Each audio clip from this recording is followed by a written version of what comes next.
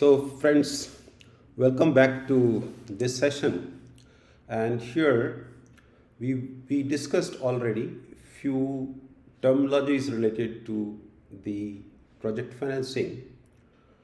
In today's session, we would like to learn more about those terminologies.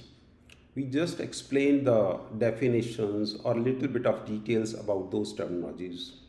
But in this session, we will start with a blank sheet, and in that blank sheet, we will start finding out how these different terms, for example, in a solar project, we have to find out how much is your NPV, how much is your project IRR, how is to calculate the equity IRR, okay, how to calculate the project cash flow, net present value of your assets. You have to also calculate like how is your ability to pay the debt, which is known as DSCR. So what we are doing today's session is that we are scheduling this session online, as well as I'm sharing a blank Excel sheet. We will start with a scratch to build a model also so that you understand it. Okay, I will keep doing few things and then you will understand about it. So let's consider that we are starting a new project, and let us consider that this project is a 100 kilowatt solar project. 100 kilowatt solar rooftop project. Now let us assume that its capital cost is about, let us say, 40 rupees per watt. So we are considering 40 lakh rupees as its capital cost. Okay, so if we want to understand first how is its cash flow is going to happen, is that you have invested 40 lakh rupees in your project. Okay, so once you have done this project, you have spent that money, then you have to prepare a cash. So let us consider here, and 1 2 3, you can drag all these numbers. We are doing it for 10 years. Okay, so but the solar project is for 25 years life, but for the sake of simplicity we are doing it for 10 years. Now in this 40 lakh rupees, let us assume that 30 lakh rupees is your debt and 10 lakh rupees is your equity. So these are the two options you are having. One is the debt component and another is the equity component. And what you have to do is you have to prepare the cash inflow first. So let us say cash inflow. The cash inflow is based on the revenue generated. And how you get the cash inflow? First, you should have how much electricity you will generate. So typically a 100 kilowatt solar project will generate about 150,000 units in a year. So here I am considering the energy yield. These are kWh values, and we are considering 150,000 units per year. So let us do this way. Now the net revenue you will receive is, because you are producing 150,000 units of electricity, and let us assume that we are installing it on some commercial industry and my PPA is at 5 rupees per unit. So I am going to get some revenue out of it. So 150 into 5 rupees, that is equal to this multiplied by 5 rupees per unit. So my annual revenue is going to be about 7,50,000 rupees per year. Okay, that is the cash inflow. This section, let us uh, put it in a different color. This is going to be my cash inflow. Now we will have the cash outflow also. Now the cash outflow is your O&M expenses.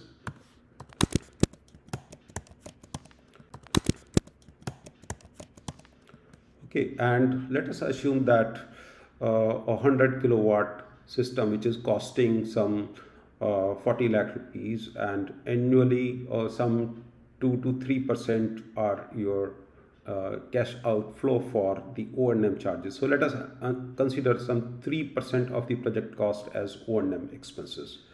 So 40 lakh rupees and 3% is like 120,000 rupees. So let us consider 2 lakh rupees as your annual O&M expenses. These are all numbers are in INR. Then you will have the another expense, that is interest. The interest component is going to be on the basis of what is your debt. So as you see that we have taken a debt of 30 lakh rupees, and this debt is to be repaid. So let us assume that your repayment is on 10 years. So first part is the interest component, and let us assume that the interest rate is 10%. So you have taken 30 lakh rupees as loan. So every year about 3 lakh rupees you have to pay for interest. So I'm not putting a formula. You can always do that formula, but let us just put a number. 3 lakh rupees is your annual 10% as your interest rate. Okay, so this becomes your another expense. Every year you have to spend money to make your interest payment. Apart from interest payment, you have to make a principal repayment. The principal repayment is the repayment of your main debt. Now you have taken 30 lakh rupees as debt, and in 10 years you have to pay 3 lakh rupees every year. It can be on reducing balance, but what I'm trying to do is I'm trying to simplify it for the sake of understanding. We'll go to a complicated model, but developing that model will take hours around it. So 10 years is the repayment, so you are to pay 3 lakh rupees every year as repayment. So this is your repayment.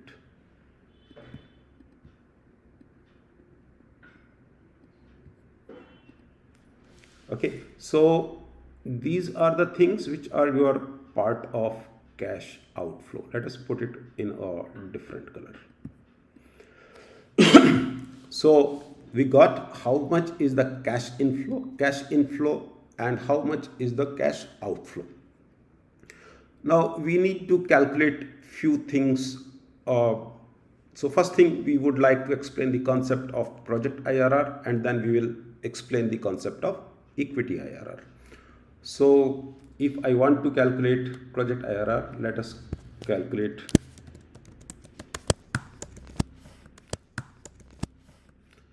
Now project IRR is nothing but how much is the cash inflow in the project and how much is the cash outflow from the project. Okay, so your cash inflow is 40 lakh rupees. So this is the expenditure you have done in the first year, and now you have to put how much is your cash outflow. So if you want to calculate the cash outflow, that means you receive this much of revenue, okay, minus O&M expense, okay. So this is going to be your cash outflow, and we are not considering here the interest payment and other things. Now if you want to put a formula of IRR, put equals IRR. So in this, it will ask you the range. So you have to take the values. So your values are ranging from here to here, and then close it. So your IRR is going to be 4%. Why? Because you have put a project cost of say 40 lakh rupees, and every year you are getting a return of 5.5 lakh rupees as part of your returns, because 2 lakh rupees you are spending for your returns, your O&M expenses. So your net cash outflow, cash inflow minus cash outflow. There can be some more expenses. For example, you can have some insurance expenses and all that. So if your project cost is this much, then your IRR, project IRR, is going to be this much. 4% IRR is not a good idea. Project is not viable. So what are the reason this IRR is very low? The reason is very simple, that the project investment is 40 lakh rupees, and every year we are getting some 5.5 lakh rupees as return after settling my O&M expenses. So what went wrong is, firstly, we have considered O&M expenses very high. It should be about 2 to 3%. So let us consider this O&M expense as 1 lakh rupees. 100 kilowatt O&M expenses can be done in 1 lakh rupees. The moment you reduce your O&M expenses, your IRR increases to 8%. The second part is your tariff, which is 5 rupees, and you have generated electricity bit low. Typically, per kilowatt, for a 100 kilowatt system, you could have generated some 16 lakh units. So if I increase my energy yield 1,60,000, my IRR increases to 10%. Okay. So this is what it makes difference, that how we are able to make the payments and returns out of it.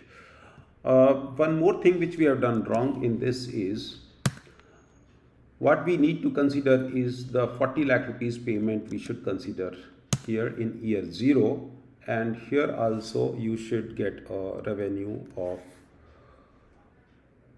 your 88 lakh rupees as project net revenue, minus 10,000 rupees, 1 lakh rupees as project expenses. And now you have to change your formula is covering the whole. So now you are getting a good IRR, that is about 12%. So typically, if you are having a solar rooftop project, and if it is having a 5 rupees tariff, and if your project investment is 40 lakh rupees, then be prepared for an IRR of some 12%. If you want to further improve your IRR, in that case you have to reduce your capital cost. So these days solar modules are available at 20 rupees per watt, and within 10 rupees per watt you can do the balance of system.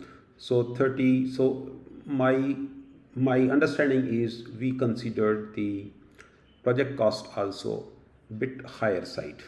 So if we are able to reduce our project cost by another 10%, so let us consider 36 lakh rupees as project cost.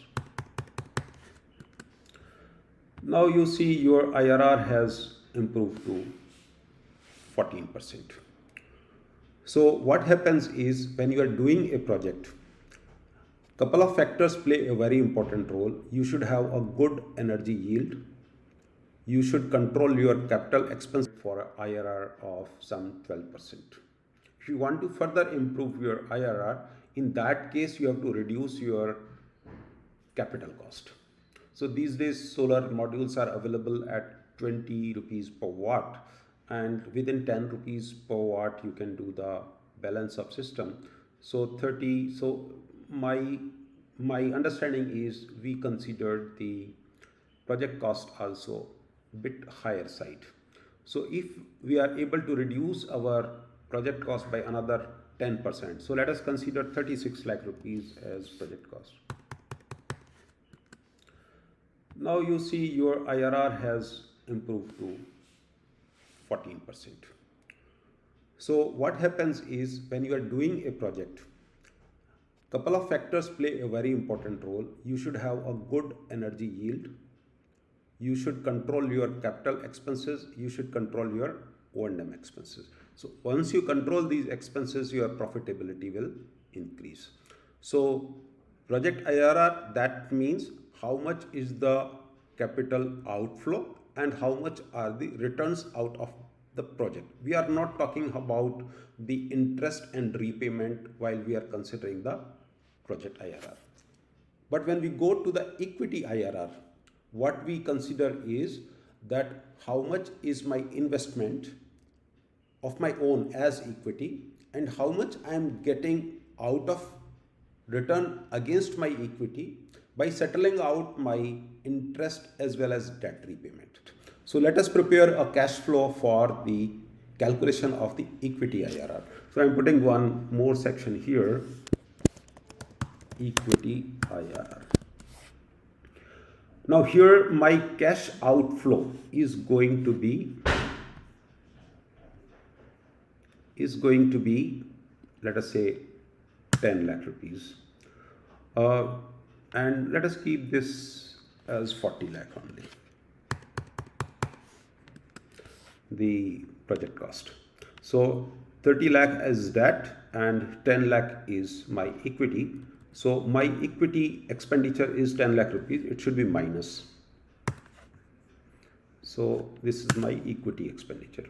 Now my net cash flow for the equity IRR is after settling down the interest and debt repayment apart from the O&M expenses. So what will I do is my net revenue is 8 lakh rupees minus O&M expenses minus interest and minus debt repayment. So this is what I am going to get. So my net revenue is 1 lakh rupees after settling down the interest, which is 3 lakh rupees, and debt repayment is 3 lakh rupees per year. And now if I put a IRR formula,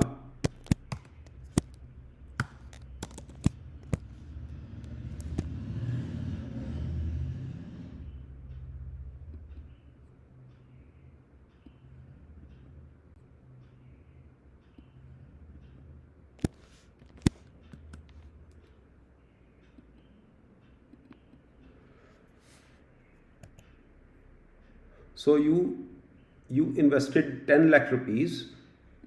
Is it 10 lakh rupees? Let me put a comma. We invested 10 lakh rupees and we are getting a return of 1 lakh rupees, and let me put it in double digit. So IRR is ranging from here. So we are getting almost zero IRR. The reason is that most of the money is settling down to the interest repayment and debt component. So now if we consider few expenses little less, so what we do is that my interest, which is 10%, let us consider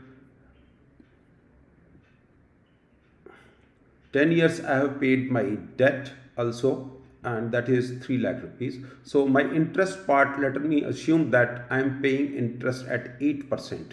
So interest I am paying is on the debt part. So 8% means 2 lakh 24,000. So 2,40,000 rupees is suppose my interest component. Then what I get is the IRR of 9.6%. This is a reasonably better IRR. In earlier case, we were hardly getting any equity IRR. Hardly you were getting any return because you invested 10 lakh rupees, and in 10 years you are just getting your return. You are not getting any advantage out of it. Now you are getting some advantages out of it. The another factor which you can control here is that just you see the interest component. So if you are taking loan from say SBI, you will get an interest rate of 8%. But if you go to HDFC or some private banks, they will be charging you about 10% interest rate. But what we can make out is there are two things which we have learned. One is the project IRR and another is the equity IRR. When you calculate the equity IRR, your cash outflow is the investment in your equity part, and the returns are based on net set of the interest, O&M and debt repayment. However, in case of project IRR, your cash inflow is the total project cost, and the outflow you have to settle down is based on your project revenues minus the O&M cost. If you are having some other expenses such as insurance or some other things, but you are not considering the cash outflow as the interest and debt repayment. So that is what the difference I wanted to make out in. Many people don't understand about the difference between the project IRR and equity IRR. These two things are important from the investor's point of view. Equity IRR means that if you are getting 6 to 7% or 8% interest rate by depositing your money in a bank, in this project you are getting a return of 9.6%. If you are able to reduce your project cost by 10%, so let us reduce the project cost. We again reduce it 36 lakh, and let us say that 4 lakh we reduce, so 3 lakh we reduced in equity debt component, so that is 27, and 1 lakh we reduced in 9 lakh as your equity. And what happens is here your your interest component will also come down. So interest is nothing but this multiplied by 0.8. So you have some